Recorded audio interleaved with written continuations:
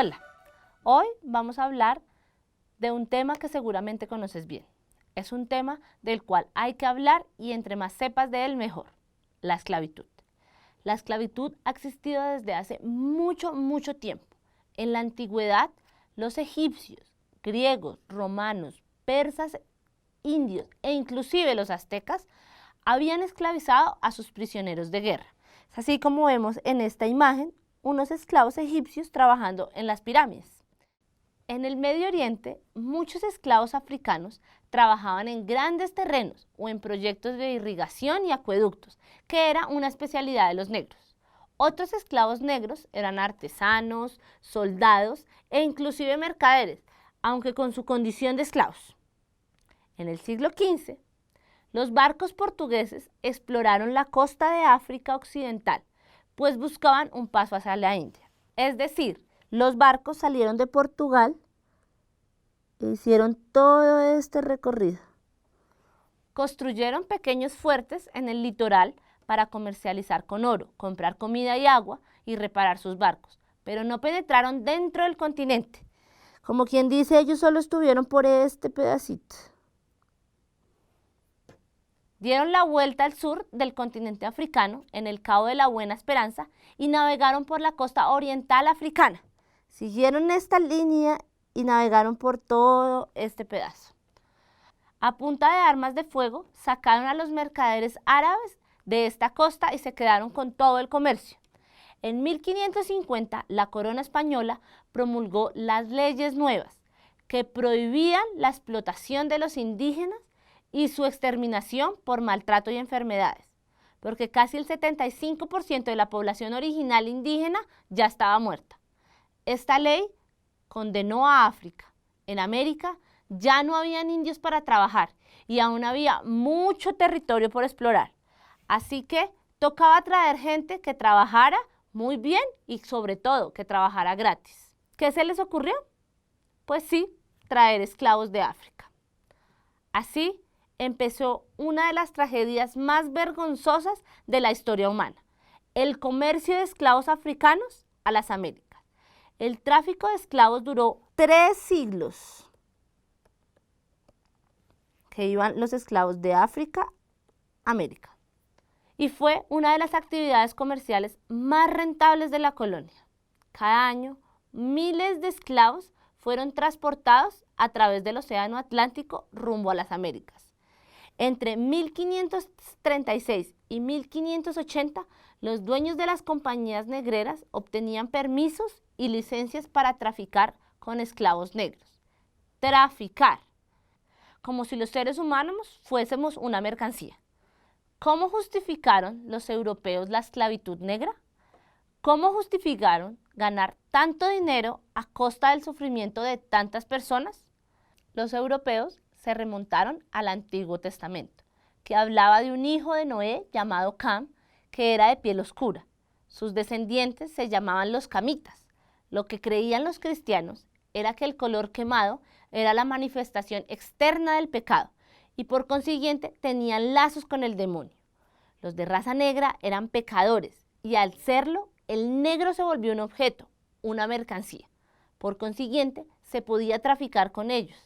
Parece mentiras que una religión que profesa el amor haya justificado semejante tragedia.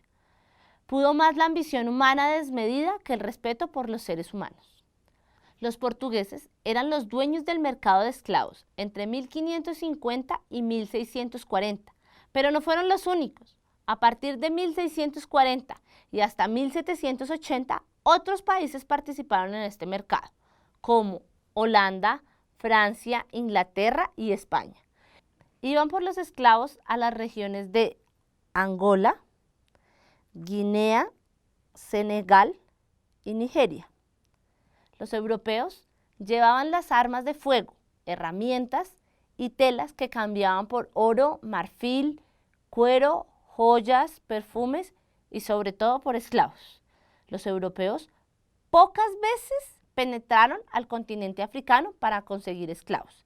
Es decir, los europeos nunca llegaron a esta zona.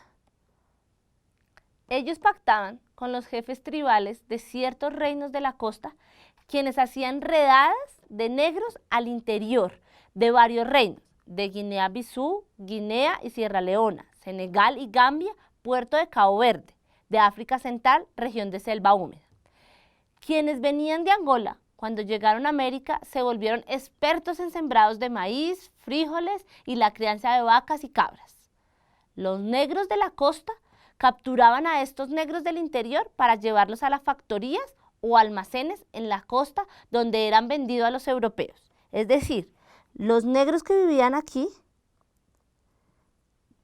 se adentraban un poquito más a la selva y capturaban a todos los negros que vivían por acá. Es decir, los mismos negros africanos vendían a los de su propia raza. Los europeos los compraban a cambio de telas, trabajo en metal, ron, tabaco, armas de fuego y pólvora. El tráfico de esclavos aumentó a medida que se necesitaron más y más esclavos en América y más productos de lujo en África. En un principio se llevaban 2.000 negros anuales. Para 1780, año pico, este número había crecido a 80.000. Se estima que un total de 11 millones de esclavos llegaron al continente americano, sin contar con aproximadamente 2 millones que murieron durante el viaje. Al comercio de esclavos en el Atlántico se le llamó el intercambio triangular. Se le decía así porque se tenían 3 etapas. Primero, los europeos traían su mercancía al África y la cambiaban por esclavos. En la segunda etapa, conocida como el pasaje medio, los esclavos eran llevados a las Antillas. Ahí los esclavos eran cambiados por azúcar y productos agrícolas americanos. Finalmente, en la tercera etapa de este intercambio, los productos americanos eran llevados a Europa e intercambiados y así se reiniciaba de nuevo el triángulo.